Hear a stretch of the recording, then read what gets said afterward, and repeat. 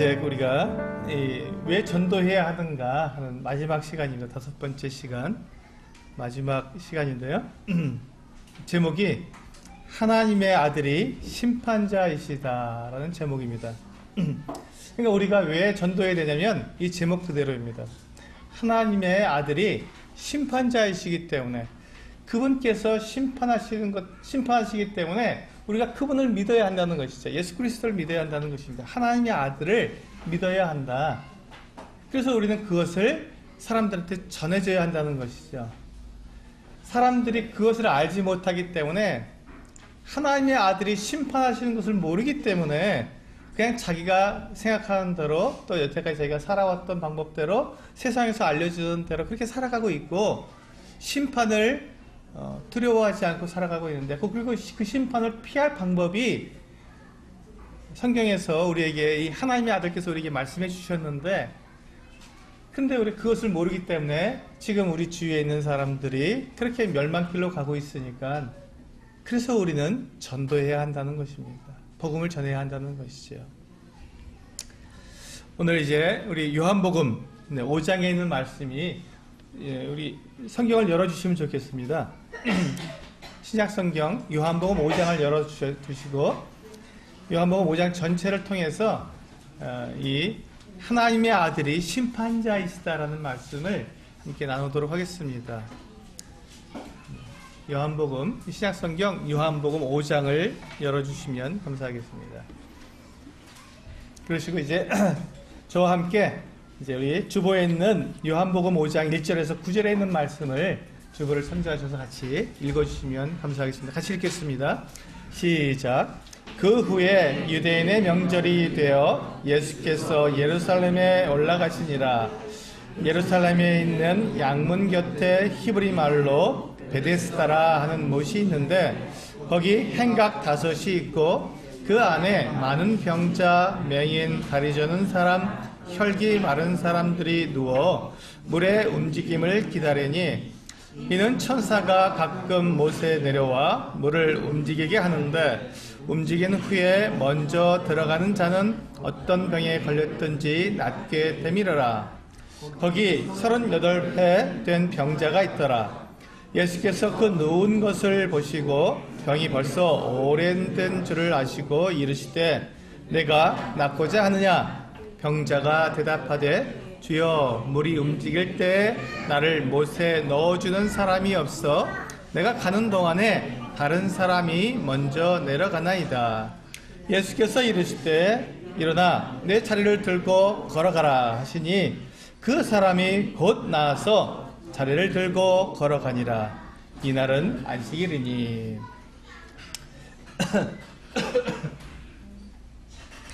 네, 이 요한복음 5장은 이와 같은 하나의 그 사건으로 시작을 하게 됩니다. 예수님께서 이제 명절이 되어서 이제 예루살렘에 올라가셨습니다. 유대인들은 1년에 3번, 유대인의 명절, 새 명절에 꼭 하나님의 성전에 가서 예배를 드리도록 되어 있었습니다.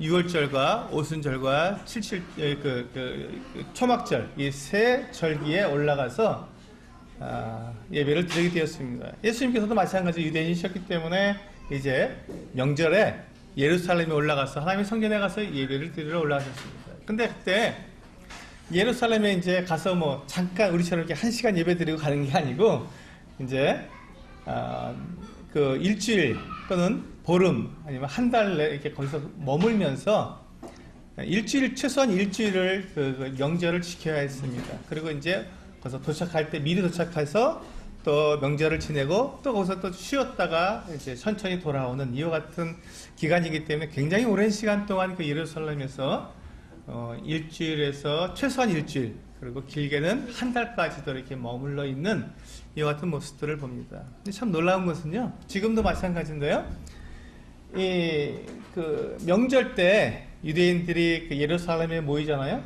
예루살렘에 모여서 그들이 먹고 마시고 지내야 되는 모든 비용을 아무도 받지 않는다는 것입니다. 그리고 이제 각 집이 이제 만약에 제가 예루살렘에 살고 있는 저에게 이제 저희 집이 있지 않습니까? 그러면 이제 방을 다 정리해서 이제 우리 식구가 살 수 있는 방을 딱 마련해 놓고 나머지 이제 이렇게 숙소를 마련해 놓는 거예요. 명절 때 와서 누구든지 묵을 수 있도록 숙소를 다 비워 놓습니다. 정리를 깨끗하게 정리해 갖고 그 다음에 이제 이렇게 바깥에다가 숙소 있음 하고 이제 팻말을 걸어 놓습니다. 그럼 누구든지 가다가 명절 때 올라왔으니까 지방에서 올라왔으니까 머물러야 되잖아요. 그러니까 잠을 자야 되는데 먹고 자야 되는데 이제 가다가 이렇게 숙소 있음 써 있으면 그 방에 그 집에 가서 뚝뚝 두들기고 어서 왔는데 어디에서 왔는데 우리 식구가 몇 명이요? 우리에서 좀 묵어도 됩니까? 이렇게 말을 합니다. 그러면 들어오시오 하고 방을 얻어서 거기서 이제 명절이 끝날 때까지 그 집에서 함께 먹고 함께 자고 함께 지내다가 그리고 돌아갑니다. 그 동안 명절 기간에 이 사람이 일주일을 있든 2주일을 있든 한 달 동안 있든 전혀 돈을 받지 않습니다. 돈을 받으면 하나님 앞에 큰일 납니다. 네, 그 명절이기 때문에 그 동안에 그 집주인은요, 그 명절을 지내기 위해서 이제 11조를 모아놓죠. 모아놓은 돈으로 그렇게 하는 겁니다. 하나님께 드리는 돈이죠. 그게 헌금을 그 방법으로 하는 거죠. 이제 명절 때 그 객들을 나그네들을 대접하기 위해서 돈을 모아놓습니다. 그리고 그것을 전혀 아깝지 않게 다 쓰는 겁니다. 하나님께 드린 거니까 명절이기 때문에 먹고 마시고 즐기라 하셨기 때문에 그걸 그대로 하는 것이지요. 멋있지 않습니까? 참 유대인들 그렇게 멋있게 사는 것 같아요. 예수님도 그렇게 해서 이제 그 예루살렘에 오셔서 그렇게 해서 머물러셨는데 예수님 좀 늦게 오셨어요, 보통. 그래서 이제 예루살렘에 잘 머물지 못하시고 베다니에 있는 그 마르다와 마리아 집에서 주로 많이 묵으셨습니다. 근데 예수님께서 이제 예루살렘에 오셔서 이날은 이제 이렇게 예루살렘을 한 바퀴 쭉 이제 성을 이렇게 돌아다니시니까 사람들하고 만나서 교제도 하시면서 하기 위해서 돌아다니시는데 그날 이제 이 사건은 어디였냐면 예루살렘 성의 그 북쪽이죠. 북쪽에 있는 베데스다라 하는 연못가로 가신 거예요. 이 베데스다라는 말은 히브리 말로 무슨 뜻이냐면 긍휼의 집, 자비를 베푸는 집 이런 뜻입니다. 이제 왜 그러냐면 이 베데스다 연못에는 한 가지 그 신화 같은 이야기가 섞여 있어요.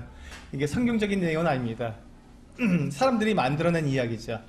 어떤 이야기가 있었냐면 이 베데스다라 하는 이 연못은 사람들이 지어낸 어떤 그 신화 같은 그 같은 이야기가 가끔 언젠지는 모르지만 가끔 천사가 내려와서 그 물을 갖다가 탁 쳐갖고 막 움직이게 한다는 거예요. 그러면 그때 누구든지 그 물이 움직이는 것을 보고는 뛰어 들어가게 되면 제일 먼저 들어가는 사람은 어떤 병에 걸렸든지 다 낫는다는 그 같은 신화가 있었습니다. 하나님의 약속이 성경의 약속이 아니고요. 사람들이 지어낸 그 같은 이야기입니다. 그런데 한번 잘 생각해 보시기 바랍니다. 그래서 이제 사람들이 그 연못을 긍휼의 집, 자비의 집이라는 베데스다라고 이름을 지은 것이죠. 근데 저는 아무리 생각해도 그 이야기가 천사가 내려와서 가끔 물을 움직이게 해서 누구든지 먼저 들어가면 모든 병을 낫는 것이 긍휼처럼, 하나님의 긍휼처럼, 하나님의 자비처럼 느껴지지가 않는 거예요. 여러분 그게 하나님의 자비처럼 느껴지십니까? 하나님의 자비를 베푸시는 모습으로 생각되십니까? 저는 그렇게 생각되지 않습니다. 왜냐하면 천사가 언제 내려올지 아무 약속도 없잖아요. 내려올 수도 있고 제 평생에 안 내려올 수도 있고 그건 약속된 게 아니니까 내려와도 되고 안 내려와도 되는 이야기입니다. 근데 가끔 내려오는 걸로 사람들이 믿고 있는 거예요. 그러니까 안 내려온다고 우리 하소연할 수가 없죠. 왜 안 옵니까? 라고 누구도 말할 수가 없는 것이에요. 없습니다. 두 번째, 천사가 내려와서 물을 움직이게 한다 그래도 누구만 병을 나을 수 있다고요? 제일 먼저 들어간 사람. 그럼 여러분 제일 먼저 들어갈 수 있는 사람이 건강한 사람이겠습니까? 아니면 중환자가 제일 먼저 들어갈 수 있겠습니까? 건강한 사람이 먼저 들어가죠. 무슨 병이든 낫기 때문에 거의 양보가 있을 수 없지 않습니까? 그럼 여러분 한번 생각해서 만약에 어떤 사람이 병에 걸렸어요. 근데 병이 그렇게 큰 병은 아닙니다. 근데 그 병에 걸려서 늘 힘드니까 옆에 중환자가 누워있어요. 천사가 언젠지 모르지만 정말 평생에 한 번 있을까 말까 한 무리 움직임이 생겼습니다. 그럼 중환자가 옆에 있으니까 아유 제가 도와드릴 테니까 들어가시오 이렇게 말할 사람이 있겠습니까? 절대 그렇지 않다는, 사람의 마음은 그렇지가 않아요. 옆에서 죽어가는 사람이 있어도 내 병이 우선이지 이 사람이 우선이 아니라는 것입니다. 좀 더 건강한 사람이 더 빨리 들어가서 병을 치료받고 싶어 하겠죠. 그렇기 때문에 어쩌면 이 베데스다의 그 연못의 그 속설, 그 신화와 같은 이야기는 자비라기보다는, 긍휼이라기보다는 어쩌면 더 박탈감을 더 느낄 수 있는, 그렇잖아요. 내가 더 힘들어 죽겠는데 나보다 건강한 사람이 더 먼저 들어가 버리니까 괴롭죠.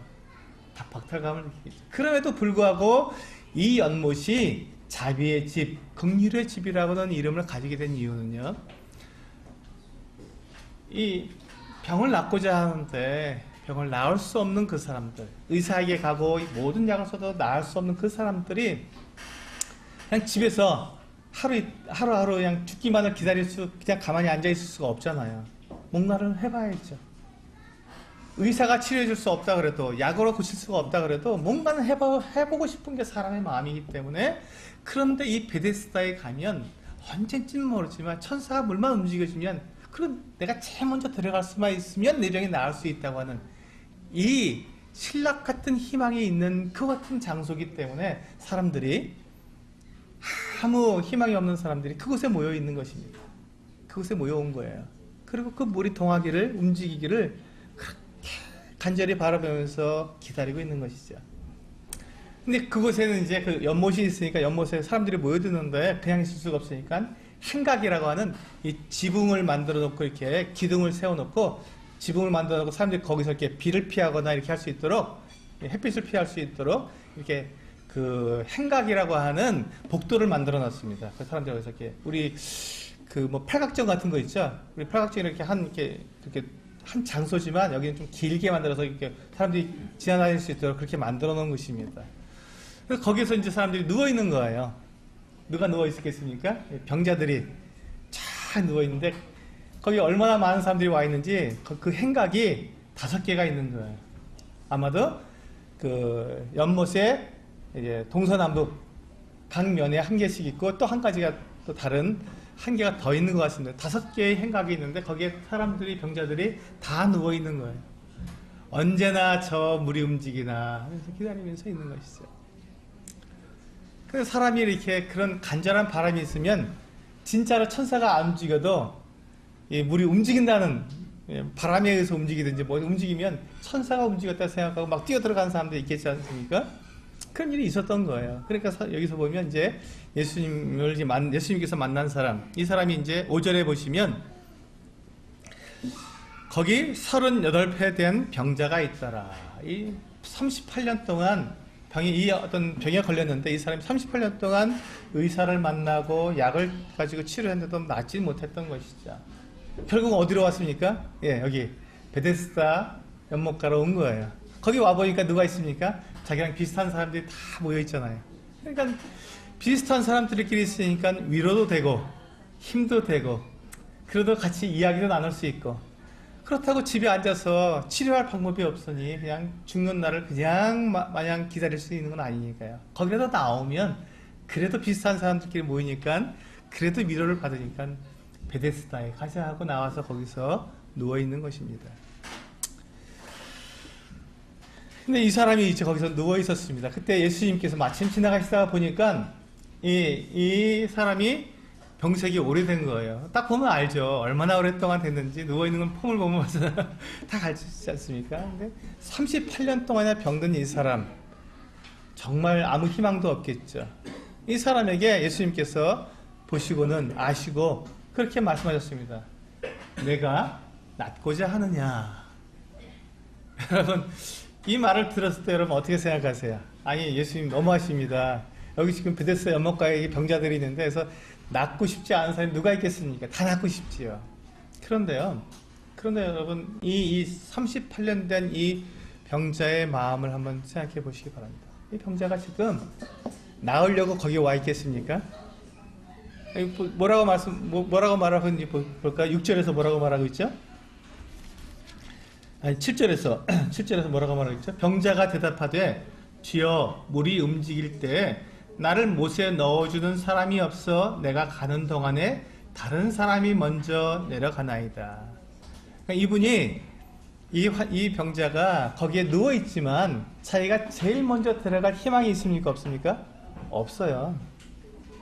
그리고 지금 사람들이 물이 움직인다 하는 그 같은 막 이야기를 했을 때 먼저 들어가 버리는 사람들이 있었던 거예요. 그 경험이 있었던 것이죠. 그러니까 이분이 비록 베데스다 연못가에 자기가 누워 있지만 자기가 가장 먼저 들어간다고 하는 이 희망은 없는 거예요. 자기보다 더 빨리 들어간 사람들이 항상 있다는 것이죠. 근데 이분이 왜 거기 와 있을까요? 낫고자 하는 마음보다는 그냥 위로받고자 하는 마음이 거기 와 있지 않았을까요? 그러니까 지금 이 말씀을 이렇게 주님께서 네가 낫고자 하느냐라고 물었을 때 그냥 저에게 와 있는 거예요 라고 말할 수밖에 없는 것이었죠. 여러분 한번 생각해 보시기 바랍니다. 이 세상을 살아가는 사람들에게 묻습니다. 당신은 죄인입니까? 물으면 사람들이 다 말합니다. 예? 당연하죠. 저 죄를 지어서 죄인이 맞지요? 라고 말합니다. 그럼 당신이 그 죄를 용서받고 싶습니까? 물어보면요. 예, 똑같은 말을 합니다. 아니, 이 세상에 죄 용서받고 싶지 않은 사람이 어디 있겠습니까? 근데 어떻게 그 죄를 용서받습니까? 말도 되지 않는 소리 하지 마십시오. 그냥 최선을 다해 살고 그냥 교회 다닌다면 헌금하면 되고 절에 다니는 사람이면 부처에 가서 공양을 드리면 그렇게 살다가 죽으면 끝 아니겠습니까? 이렇게 말을 하지 사람들이요. 네, 정말 제 죄 싹 용서받고 싶다 하는 사람이 찾기가 정말로 어렵습니다. 왜냐하면 그거에 대한 희망이 없기 때문에 그렇습니다. 희망이 없기 때문에. 왜? 죄 용서받는다는 자체에 대해서 들어보지를 못했기 때문에 거기에 대한 희망이 없는 거예요. 사람이 어떻게 지은 죄를 용서받냐는 거예요. 이 베데스다 연못가에 있는 이 38년 된 병자하고 똑같은 거거든요. 예수님께서 당신의 죄를 다 용서해 줄 수 있어요? 그러면 그렇죠. 압니다. 그러면 하지만 제가 예수님을 잘 믿어야 되고 정말 헌금도 많이 드려야 되고 그래야 제가 구원받는 거 아니겠습니까? 저는 그렇게 못합니다 라고 말하는 순간 이 사람이 자기가 구원받고 싶어도 자기 할 수 없다고 하는 그것에 체념된 말을 하는 거죠. 이 병자와 똑같은 말을 하고 있는 겁니다. 그래서 오늘 이 말씀이 필요합니다. 오늘 이 말씀에 보면요. 그런데 이 병자가 그렇게 대답을 하죠. 내가 내려가고 싶어도 나보다 먼저 내려가는 사람인데 어떻게 제가 낫겠습니까? 그냥 저녁에 와서 그냥 있는 거예요. 이렇게 얘기하고 있었습니다. 그때 주님께서 8절에서 이와 같이 말씀하셨습니다. 예수께서 이르시되 내 자리를 들고 걸어가라. 내 자리를 들고 걸어가라. 이렇게 말씀하셨습니다.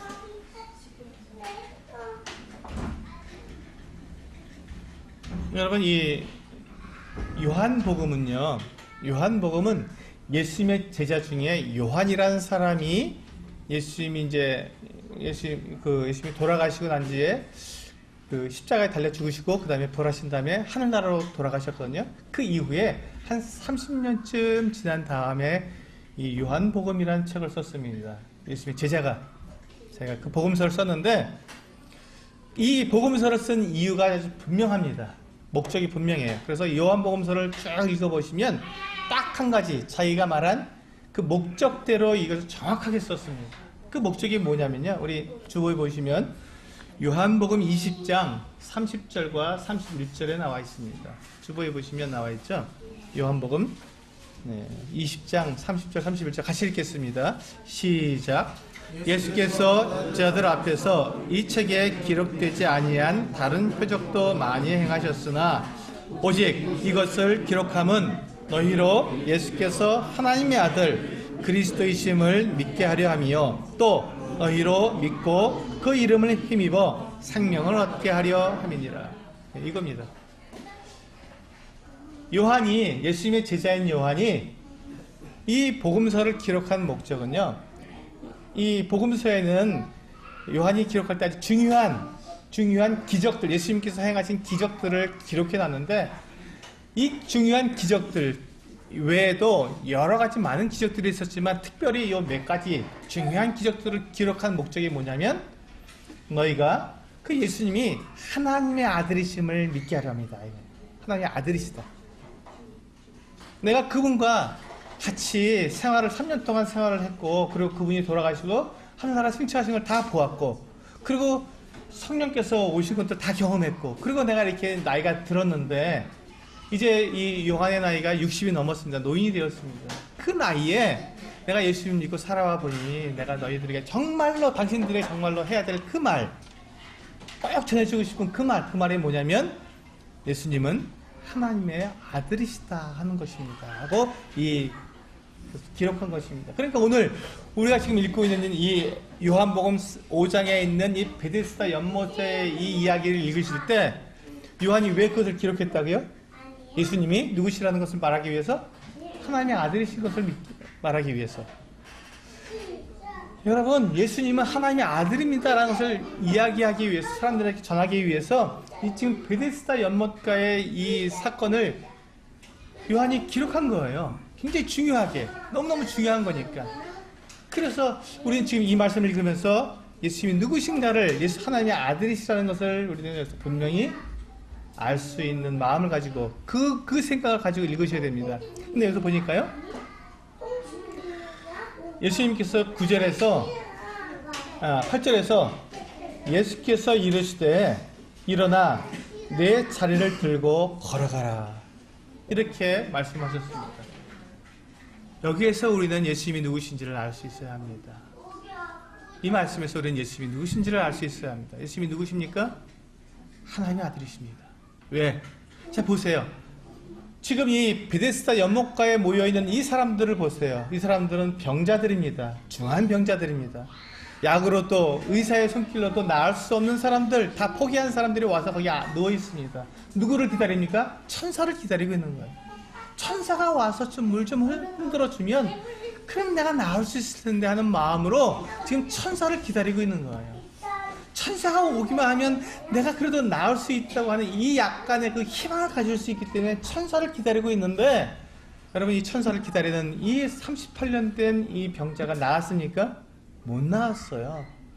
천사가 온다는 보장도 없고, 만약에 천사가 왔다가 해도 그 천사가 이 사람을 낫게 해줄 수가 없는 겁니다. 다른 사람이 먼저 들어가 버리니까. 천사의 능력은 그것으로 끝나버린 것이죠. 이 병자를 도무지 치료해 줄 수 있는 능력이 없어요, 천사에게는. 그런데 이 8절에서 보세요. 예수께서 오셨습니다. 예수께서 오셔서 그 38년 된 병자를 딱 보시고는 뭐라고 말씀하셨습니까? 일어나! 네 자리를 들고 걸어가라! 그냥 말씀하셨어요. 그냥 물을 흔드신 게 아니고 그 지금 있는 행각을 흔드신 것도 아니고 그 사람을 붙잡고 흔드신 것도 아니고 그냥 말씀으로만 일어나라! 그리고 너 누워있는 그 매트 그거 정리해서 들고 돗자리 그거 정리해서 가지고 가라. 환자에게, 38년 된 이 병자에게, 움직일 수 없는 그 사람에게 명령을 하신 거예요. 일어나라. 그리고 네 자리 가지고 그냥 집에 가라. 그런데 9절에서 어떤 일이 일어났습니까? 같이 읽어보시죠. 9절 시작. 그 사람이 곧 나아서 자리를 들고 걸어가니라. 어떤 일이 일어났습니까? 그 사람이 예수님께서 하신 그 말씀 한마디에 38년 동안 결코 나을 수 없었던 그 병이 그냥 완벽하게 나아서 벌떡 일어나서 그 돗자리를 개갖고 집으로 걸어가고 있는 것입니다. 38년 동안 그 베데스다 연못에 와서 그 천사가 제발 내려와서 그 물을 움직여주면 내가 제일 먼저만 들어갈 수 있다면 내가 나갈 수 있을 테다. 이 정말 신락 같은 희망을 가지고 그 옆에 와 있던 이 사람들에게 천사는 아무 소용이 없고 아무 희망이 되지 못했지만 예수님은 말씀 한마디로 일어나라. 네 자리를 들고 걸어가라. 이 한마디로 완전하게 치료해 주셨던 것입니다. 이분이 바로 하나님이 아니고는 누구시겠습니까? 말씀 한마디로 사람들을 완전히 고쳐주실 수 있는 분, 그분이 누구시겠다는 것입니다. 그분이 바로 하나님의 아들이시라는 것입니다. 한번 보실까요? 우리 그 뒤에 이제 히브리서 1장 7절과 8절, 제가 이제 천사와 이 하나님의 아들의 그 차이가 거기 나와 있습니다. 히브리서 1장 7절과 8절. 같이 읽어보겠습니다. 시작. 또 천사들에 관하여는 그는 그의 천사들을 바람으로 그의 사역자들을 불꽃으로 삼으시느니라 하셨을 때, 아들에 관하여는 하나님이여 주의 보좌는 영영하며 주의 나라의 규는 공평한 규이니이다. 여기 보시면 이제 천사와 하나님의 아들을 딱 구분해서 보여주고 있습니다. 천사는 어떤 존재라고요? 하나님께서 천사들은 그냥 바람으로 사역자로 삼으셨다는 것입니다. 일꾼으로 삼으신 거예요. 일꾼으로. 부리는 종이에요. 나중에 이제 그 1장, 히브리서 1장 그 뒤에 보시면 천사들은 그냥 부리는 영이다 이렇게 되어 있습니다. 부리는 영이다. 일꾼이라는 거 일꾼 정말로. 천사란 말 자체가 하늘의 심부름꾼이라는 뜻입니다. 사실은 그냥 말 그대로 천사가 심부름꾼이기 때문에 그냥 그대로 된 거예요. 근데 우리는 천사 그러면 어떻게 생각합니까? 어마어마한 존재잖아요. 근데 하나님께서는 그 천사는 그냥 종으로 만드신 것이죠. 근데 그 아들에 대해서는 그 뒤에 보시면 8절에는 아들에 관하여는 하나님이여 주의 보좌는 영영하며. 여러분, 보좌는 누가 앉는 곳이죠? 보좌라는 것은 딱 한 사람만 앉을 수 있는 것입니다. 보좌는 왕만 앉을 수 있는 것을 보좌라고 합니다. 왕의 의자, 왕좌라고 하죠. 이걸 보좌라고 합니다. 이 보좌에는 왕만 앉을 수 있습니다. 근데 누구의 보좌라고요? 주의 보좌. 하나님의 아들이 앉는 그 의자는 왕의 의자라는 것입니다. 왕좌라는 것입니다. 그리고 그 뒤에 주의 나라의 규는 공평한 규이다. 이 규라는 것이 뭐냐면요. 혹시 이제 이렇게 그 영화 같은 데서 이렇게 보면은 옛날 왕들이 이렇게 손에 들고 있는 지시봉 같은 게 있어요. 이렇게 봉 같은 게 있는데 막대기 요만한 걸 이렇게 들고 있는데 그걸 규라고 합니다. 이게 우리 그 군대에서도 저도 이제 군 생활할 때 보면 이렇게 장교들, 높은 지휘관들은 다 이렇게 봉을 하나씩 요만한 걸 갖고 다니거든요. 그걸 이제 근데 왕이 아닌 다른 사람들은 이걸 이제 우리가 옛날에 홀 했죠. 홀. 옛날 여러분 개역 한글 성경에는 이것을 홀이라고 되어 있을 거예요. 근데 개역 개정에서 규로 바꿨는데 그것을 홀이라고 합니다. 홀. 그 홀이라는 것은 뭐냐면 신하들이 왕 앞에 설 때 이렇게 들고 있는 요 판을 갖다가 홀이라고 그러고요. 왕이 들고 있는 그 지시봉은 규라고 합니다. 그래서 이 왕이 딱 들고 있다가 그 규로다가 사람을 가리키거나 아니면 어떤 은혜를 구할 때 그 규를 내밀어서 그것을 손을 대면 이 사람은 이제 어떤 말이든지 할 수 있는 은혜를 입게 됩니다. 그것을 규라고 합니다. 이 규는 딱 한 사람한테밖에 쓸 수 없는 말입니다. 누구한테밖에 못 쓴다고요? 왕에게. 그 누구도 다른 그 어떤 그 신하들도 영의정이든 뭐 좌의정, 우의정이든 그 사람들이 갖고 있는 건 다 홀이에요. 홀. 근데 이 왕은 규를 가지고 있습니다. 근데 여기 보면 주의 나라의 규는 공평한 규입니다. 이 하나님의 아들이 가지고 계신 것은 왕의 지시봉이라는 것이죠. 그러니까 지금 이 구분했습니다. 지금 뭐라고 구분했습니까? 천사는 심부름꾼이고 하나님의 아들은 왕이십니다라고 고백한 것입니다. 다르죠. 완전히 다릅니다. 신분 자체가 다른 거예요. 그러니까 신분이 다르니까 모두 다르다고요? 능력도 다르죠, 당연히. 근데 천사는 사람들이 지어낸 말에도 천사는 기껏해야 물을 잠깐 움직이게 만들고 딱 한 사람, 가장 먼저 들어오는 그 한 사람만 겨우 낫게 해줄 수 있는 그 정도밖에 되지 않는 거예요. 근데 하나님은 어떻다고요? 왕이시기 때문에 누구든지 말씀 한마디면 죽은 사람도 살리고 병든 자도 낫게 하고 이 세상 온 우주 만물을 창조하실 수 있는 그와 같은 분이라는 것입니다. 그게 바로 하나님의 아들이십니다. 근데 그 모습을 지금 어디서 보여주고 있습니까? 지금 베데스다 연못에서, 우리 본문에서 이 38년 된 병자에게 예수님께서 일어나라, 네 자리를 들고 걸어가라 하는 말씀에서 당신이 누구신지를 정확하게 보여주고 있는 것입니다. 하나님의 아들이시구나. 누구든지 그것을 알 수 있도록. 누구든지 알 수 있도록.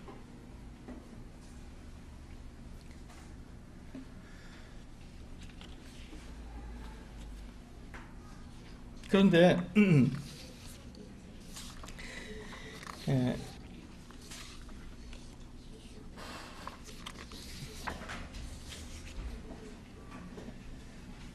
여기 보시면요. 우리가 15절부터 보시면, 요한복음 5장 15절부터 보시면 15절부터 18절까지 제가 읽어드리겠습니다. 여기 보시면 이제 중요한 일이 한 가지 일이 생깁니다. 그 사람이 이제 병 나은 사람입니다. 이 병 나은 사람이 유대인들에게 가서 자기를 고친 이는 예수라 하니라. 이제 처음엔 몰랐어요. 근데 나중에 알게 된 겁니다. 예수님이라는 것을. 이 병자가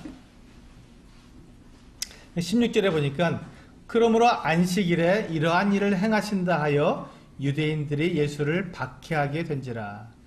예수께서 그들에게 이르시되 내 아버지께서 이제까지 일하시니 나도 일한다 하시매. 18절 같이 읽겠습니다. 18절만 시작. 유대인들이 이로 말미암아 더욱 예수를 죽이고자 하니 이는 안식일을 범할 뿐만 아니라 하나님을 자기의 친아버지라 하여 자기를 하나님과 동등으로 삼으심이로라. 예수님이 지금 어떻게 하셨다고요?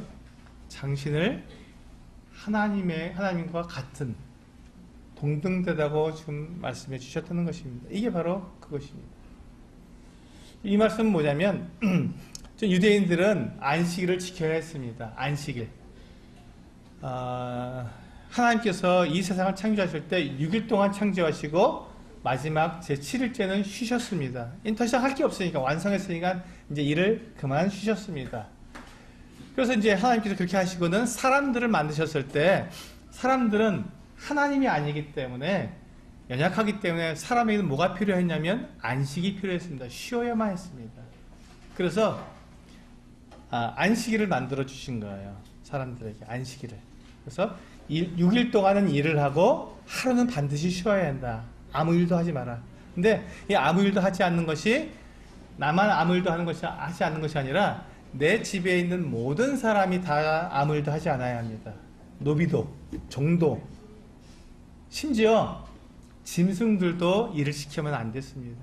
낙이나 양이나 뭐 어떤 것도 그 안식일에는 일을 시키면 안 됐습니다. 사람만 쉬는 게 아니라 모든 만물이 다 쉬어야 한다고 해서 그날은, 안식일 날은 절대로 일을 해서는 안 되었습니다. 그러면서 뭐라고 하나님께서 이 이스라엘 백성들에게 법을 주셨냐면 안식일을 거룩하게 지켜라. 정말 특별하게 지켜라. 이거 안 지키면 너희는 돌에 맞아 죽는다. 이렇게까지 말씀하셨습니다. 그러니까 이날은 반드시 지켜야 되는 것이죠. 그런데 여러분 한번 생각해 보세요. 이 안식일은 그러면 누구를 위해서 만든 겁니까? 하나님을 위해서 만드신 겁니까? 아니면 사람을 위해서 만드신 겁니까? 네? 안식일은 하나님을 위해서 안식일을 만드셨습니까? 아니면 사람을 위해서 안식일을 만들어주셨습니까? 당연히 사람을 위해서 만드셨죠. 하나님은 안 쉰다고 무슨 일이 생기십니까? 아니에요. 하나님은 어제나 오늘 똑같으신 분이기 때문에 하나님은 쉬실 이유가 없는 거예요. 하나님은. 근데 누구는 쉬어야 됩니까? 사람이 쉬어야 되는 거죠. 사람은 안 쉬면 큰일 납니다. 그래서 사람은 반드시 쉬어야 하기 때문에 안식일을 만들어주신 이유가 뭐냐면 사람을 위해서 만들어주셨습니다. 그러면 하나님은 해당 사항이 없죠. 그 법에는, 안식일법에는 하나님은 해당 사항이 없습니다. 그래서 여기서 보시면 예수님께서 뭐라고 말씀하시냐면 17절에 보시니까 예수께서 그들에게 이르시되 내 아버지께서, 하나님이죠. 하나님께서는 이제까지 일하시니, 지금도 일을 하신다는 거예요. 안식일에도 일하신다는 거예요. 하나님은요. 여러분 이거 생각해 보셨습니까? 사람은 다 쉬는데 하나님은 쉬실 수가 없다는 거 여러분 생각해 보셨습니까? 사람들을 돌아보시고 보호하시고 인도하시고 사람들에게 생명을 주시기 위해서는 하나님은 쉬실 수가 없는 거예요. 안 쉬십니다. 그러면서 사람들에게 안식을 주시는 것이죠. 참 놀라운 분이십니다. 그래서 여기서 뭐라고 말씀하셨습니까? 내 아버지께서는 이제까지도 일을 하고 계시니 17절에 나도 일한다. 그러니까 예수님도 일을 할 수 있다는 거예요. 왜? 예수님도 하나님이시기 때문에. 내가 하나님이기 때문에, 하나님의 아들이기 때문에 나는 일한다는 것이죠. 아니, 이 법은 나에게 해당되지 않는다. 나는 안식일의 주인이다. 라고 말씀하신 것입니다. 그러니까 이제 유대인들이 화가 난 거죠. 딱 보니까 사람이잖아요. 예수님이 사람의 모습으로 있었기 때문에 화가 났죠. 그래서 18절에 유대인들이 이로 말미암아 예수를 더욱 죽이고자 하니 이는 안식일을 범할 뿐만 아니라 하나님을 자기의 친아버지라 하여 자기를 하나님과 동등으로 삼으셨기 때문이다 라고 말씀하고 있습니다. 사람들은 오해했습니다. 예수님에 대해서. 예수님이 하나님의 아들이라는 것을 인정하지 못하고 있는 것이죠. 그런데 지금 이 요한이 지금 이 요한복음을 쓴 이유가 뭐라고요? 이 베데스다 연못가의 이 사건을 기록한 이유가 뭐라고요? 예수님이 누구라는 것을 말하기 위해서, 하나님의 아들이라는 것을 말하기 위해서. 사실 누구든지 예수님의 그 모습, 병자를 고쳐주시고 죽은 사람 살리시고 물 위를 걸으시고 야는 이 보리떡 5개와 물고기 2마리로 5,000명을 먹이시는 이 사건을 정확하게 양심적으로 보았다면 예수님이 하나님의 아들이라는 것을 믿을 수밖에 없고 인정할 수밖에 없는 거예요. 근데 사람들이 그것을 자꾸 부인하는 것이죠. 아니라고. 자, 그래서 이제 그런데 지금 이렇게 예수님께서도 당신을 하나님과 동등된 하나님의 아들이라고 말씀하시는 그 이유가 뭐냐면 우리 22절부터 보시면 오늘 제목과 같습니다. 하나님의 아들이 심판자이시기 때문에 그렇다는 것이죠. 22절부터 보시면 아버지께서 아무도 심판하지 아니하시고 심판을 다 아들에게 맡기셨으니 23절 이는 모든 사람으로 아버지를 공경하는 것 같이 아들을 공경하게 하려 하심이라. 아들을 공경하지 아니하는 자는 그를 보내신 아버지도 공경하지 아니하느니라. 내가 진실로 진실로 너희에게 이르노니 내 말을 듣고 또 나 보내신 이를 믿는 자는 영생을 얻었고 심판에 이르지 아니하나니 사망에서 생명으로 옮겼느니라. 한 절 넘어서 26절과 27절입니다. 아버지께서 자기 속에 생명이 있음 같이 아들에게 또 생명을 주어 그 속에 있게 하셨고 또 인자됨으로 말미암아 심판하는 권한을 주셨느니라. 이렇게 말씀하고 있습니다. 그러니까 아버지께서 이 아들에게 심판하는 권한을 주신 거예요. 근데 그 권한을 왜 주셨냐면 27절에 인자됨으로 라고 되어 있습니다. 여기서 인자라는 말은 사람의 아들, 그러니까 예수님께서 사람으로 태어나셨기 때문에 그렇기 그분은 심판하실 권한이 있다라고 말씀하신 것입니다. 하나님께서 그 아들을 이 땅에 사람으로 보내주셨기 때문에 이 예수님은 사람들을 심판할 수 있는 권한이 있다, 자격이 주어졌다라고 말씀하시는 것입니다. 그래서 예수님이 심판자예요. 심판하시는 분이십니다. 그래서 이 예수님이 심판자로서 모든 사람을 다 심판하시는데 그럼 무엇으로 심판하냐는 것이죠. 무엇으로? 예수님이 사람들을 무엇으로 심판하시냐? 어떤 기준으로? 우리가 이제 그 운전을 하는 분들은 우리 교통법규가 있지 않습니까? 예, 신호등에서 빨간불, 노란불, 파란불이 있을 때 파란불 때 지나가면 전혀 문제가 안 됩니다. 그런데 노란불로 딱 바뀌었다가 빨간불이 딱 되는 순간 지나가면 카메라에 딱 찍히고 범칙금이 나오죠. 기준이 있지 않습니까? 여러분은 여기 이 교차로를 건널 때 빨간불에는 절대로 건너서 안 됩니다는 기준이 있습니다. 심판의 그 기준이 있는 것이죠. 파란불일 때는 뭐 얼마든지 다녀도 문제가 안 됩니다. 그러나 이것이 빨간불이 되었을 때는 건너가면 저촉이 되는 것, 법에 걸리는 것이죠. 심판을 받게 되는 것입니다. 마찬가지로 그러면 예수님께서 사람들을 심판하신다 그러는데 심판자를 하셨는데 하나님께서 심판하시도록 권한을 부여하셨다는데 그럼 어떤 기준으로 사람들을 심판하냐, 이게 굉장히 중요하지 않겠습니까? 그것을 알아야 사람들이 그 심판에서 걸리지 않으니까요. 그렇습니다. 그것을 지금 이제 말씀하고 있는 것이죠. 성경에서 바로 그것입니다. 그래서 이제 우리가 보시면 우리 지금 예수님이 자신을 하나님의 아들이라고, 이게 중요합니다. 심판할 수 있는 그 자격은 오직 하나님의 아들만 가지고 있습니다. 누가 심판할 수 있겠습니까? 아무리 그 똑똑한 사람이라고 모든 사람을 심판할 수 있는 자격이 주어지겠습니까? 아닙니다. 천사들이라고 해서 사람들을 심판할 권한을 하나님께 주셨습니까? 아닙니다. 모든 사람들을 심판할 수 있는 권한은 오직 하나님의 아들에게만 주셨다는 것입니다. 하나님의 아들에게만. 그럼 그 하나님의 아들이 누구냐는 것이죠. 바로 예수 그리스도, 이분이라는 것입니다. 그러니까 우리가 예수 그리스도께서 정말 하나님의 아들이신 것을 우리가 확인해 봐야 되겠죠.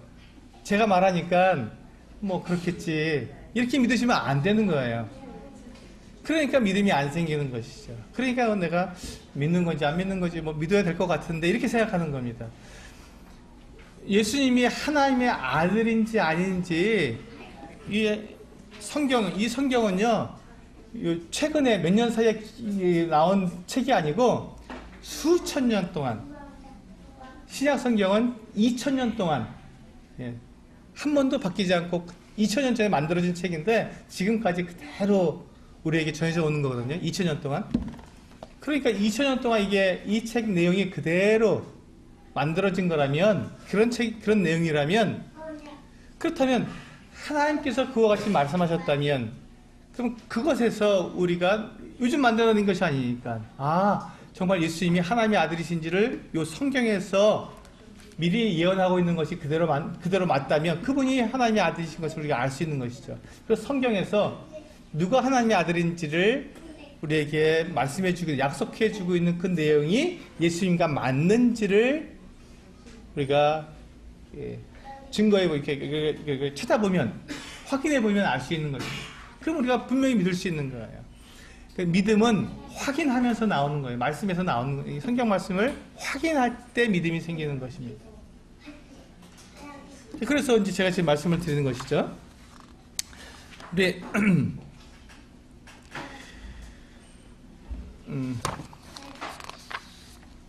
네, 우리 29절과 30절 말씀을 한번 보시겠습니다. 5장 본문에서 29절과 30절입니다.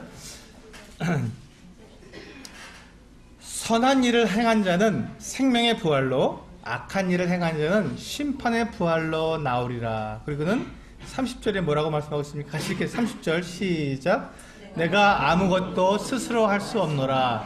듣는 대로 심판하노니 나는 나의 뜻대로 하려 하지 않고 나를 보내신 이의 뜻대로 하려 함으로 내 심판은 의로우니라. 자, 여기 보시면 예수님께서 심판을 하시는데 예수님 마음대로 심판하지 않는다는 거예요. 심판의 기준이 있는데 그 기준이 뭐라고요? 아버지의 뜻, 하나님의 뜻대로 심판하시는 게 예수님께서 심판하시는 기준이다라고 말씀하셨습니다. 근데 그러면 하나님의 뜻이 뭐죠? 아버지의 뜻이 뭐냐는 것입니다. 이게 이제 우리가 걸리잖아요. 그럼 아버지의 뜻이 뭔가를 다시 알아봐야겠죠. 네. 한 장 넘기셔서 책, 우리 성경책, 여기 주보에 나와 있죠. 6장. 요한복음 6장 39절에서 40절. 이게 중요한 말씀입니다. 우리가 예수님께서 무엇을 가지고 사람들을 심판하시는지 그 기준을 정확하게 기록해 놓았습니다. 같이 읽어보시겠습니다. 요한복음 6장 39절 40절 시작. 나를 보내신 이의 뜻은 내게 주신 자 중에 내가 하나도 잃어버리지 아니하고 마지막 날에 다시 살리는 이것이니라. 내 아버지의 뜻은 아들을 보고 믿는 자마다 영생을 얻는 이것이니 마지막 날에 내가 이를 다시 살리리라 하시니라. 자, 보세요. 아버지의 뜻이 뭐냐면요, 아들을 보고 믿는 자에게 영생을 주시는 것입니다. 이게 심판의 기준이구나. 아까 우리 손흥석 선생님께서 말씀하셨지 않습니까? 네. 아들을 보고 믿는 사람에게, 예수 그리스도를 믿는 사람에게 생명을 주는 것. 하나님께서 이걸 정하셨다는 것. 사람들에게 이것을 정해주셨다는 거예요. 그러니까 아들은 이제 그 심판할 때 뭘 갖고 심판하신다고요? 하나님이 정해주신 그것. 내 아들을 보고 믿는 사람, 그 사람에게 생명을 주어라. 그러니까 예수님께서, 당신께서 이제 아들이신데, 그러니까요, 그 기준을 가지고 심판하도록 하셨으니까 사람들을 심판하십니다. 어떻게 심판하십니까? 그가 예수님을 믿었는지 안 믿었는지 이거 하나 가지고 심판하시는 거예요. 다른 것이 없습니다. 그가 착하게 살았든지, 그가 헌금을 많이 했든지, 이것과 상관없이, 아무리 그가 어떤 일을 했든지 상관없이, 그가 대통령이든 그가 정말 천민이든 그 누구든지 상관없이 그가 예수님 하나님의 아들을 믿었다면 그게 뭘 주라고요? 생명을 주라고요. 영원한 생명을 주라고요. 죄를 용서해 주시고 하나님과 함께 영원히 살 수 있는 그 생명을 주라고 하나님께서 이렇게 정하신 거예요. 아들에게 심판의 기준을 정해주셨습니다. 그러니까 아들께서 이제 심판하십니다. 무엇으로 심판하십니까? 이 기준을 가지고 심판하시지 않습니까? 모든 사람에게 예수님께서 심판하시는 것입니다. 너무 쉬운 거예요. 이것처럼 쉬운 것이 어디 있습니까? 내가 생명을 얻을 수 있는 길을, 그 길은 딱 한 가지밖에 없다는 것입니다. 예수님을 믿는 거. 예수님이 하나님의 아들이심을 믿고 그분께 내 생명을 맡겨드리는 것. 그 38년 된 병자가 예수님께서 말씀하셨지 않습니까? 일어나라. 그리고 내 자리를 가지고 걸어가라. 이렇게 했을 때 누워서 이 사람이 지금 뭔 말을 하는 거야? 난 38년 동안 내가 누워있는 사람이라고 나 못 일어나 하고 일어나지 않고 그냥 누워있으면 그냥 있는 거예요. 예수님이 이미 치료해 주셨지만 그가 누워서 안 일어나는데 어떻게 합니까? 그냥 누워있어야죠. 근데 그 말을 믿고 예수님께서 일어나라 하는 그 말을 믿고 그가 일어나서 자리를 정리해서 가라. 그럼 자리 정리해서 가면 낫지 않았습니까? 다 낫다고 되어 있지 않습니까? 그걸 믿음이라고 하는 것입니다. 다 단순한 것입니다. 믿음은 예수님께서 우리의 모든 죄를 다 용서해 주시고 나와 함께 하나님과 함께 영원히 같이 살자라고 말씀하셨을 때 예수님은 하나님의 아들이시니까 그것이 가능하구나. 정말 내 모든 죄를 다 용서해 주셨고 나를 하나님의 천국에서 하나님과 함께 영원히 살게 만들어 주시는 분이구나. 감사합니다고 그 예수님을 믿으면 그것으로 우리는 영원한 생명을 받는다는 것입니다. 다른 걸 하는 것이 아니라. 나는 교회 가서 헌금도 못 했는데, 나는 교회 이제 나가기 시작한 지 이제 며칠 안 됐는데, 내가 뭘 안다고 내가 예수님을 믿는다고 할까? 나는 그런 거 못 해. 라고 생각하는 것이 아니라, 지금 38년 된 병자가 그렇게 말하지 않습니까? 다른 사람이 먼저 들어갔는데 내가 어떻게 낫겠습니까? 말하지 않습니까? 그것이 아니라는 것이죠. 예수님의 이 말씀을 믿고, 예수님이 하나님의 아들임을 믿고, 그분을 믿으면 내가 구원받는다는 것을 믿고 나아가는 이 사람에게는 하나님께서 생명을 주신다고 약속하신 것입니다. 그런데 이 놀라운, 이 쉬운 사실을 사람들이 모르고 죽어가고 있잖아요. 이 세상에 이 소식을 잘 알고 있는 사람이 몇 명이나 되겠습니까? 많지 않다는 것입니다.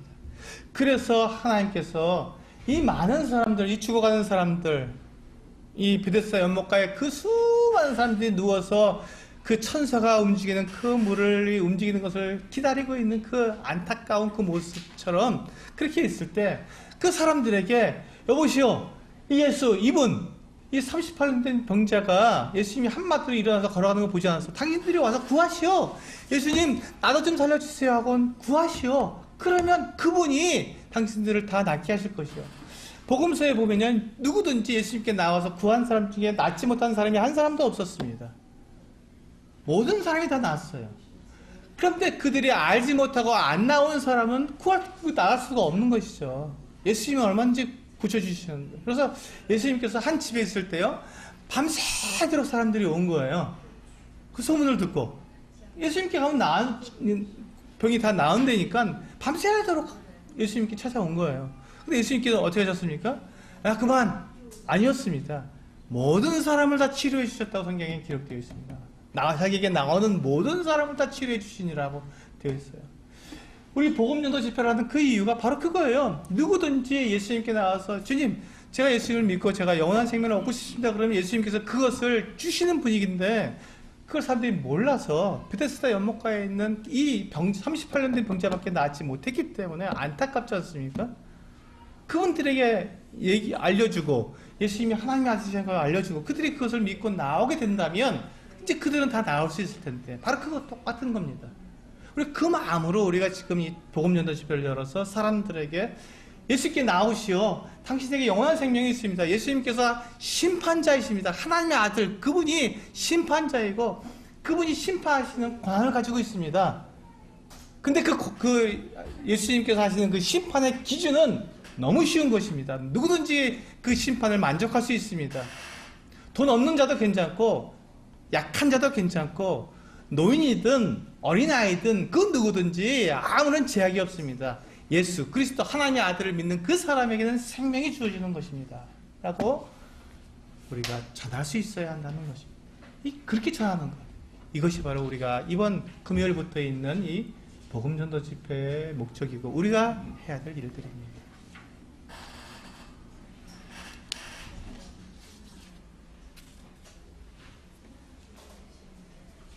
우리 이제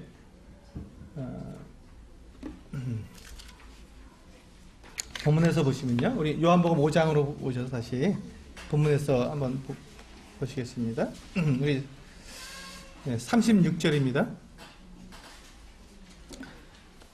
36절, 요한복음 5장 36절입니다.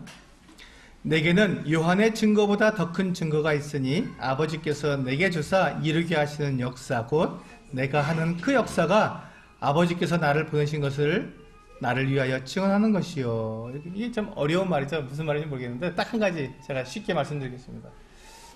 침례 요한이 있었습니다. 예수님보다 먼저 와서 예수님을 이렇게 사람들이 믿을 수 있도록 먼저 사람들의 마음을 이렇게 도전시켜준, 너희가 죄인이다, 너희들에게 뒤에 오시는 이 메시아를 너희가 만나서 너희가 죄 용서를 받아야 한다고 미리 예수님보다 먼저 와서 사람들에게 이렇게 전파했던 선지자 이 침례 요한이 있었습니다. 이 침례 요한은 사람들이 보니까요 대단한 거예요. 그가 정말 선지자로서의 그런 외모와 또 그게 하는 말과 그 능력이 다 완전히 선지자가 틀림없는 거예요. 그러니까 이 침례 요한을 봤을 땐 사람의 증거가 넘치는 거죠. 맞아. 그 사람이 정말 선지자야 하고 사람들의 말에 의해서 이 침례 요한은 확증이 돼버린 거예요.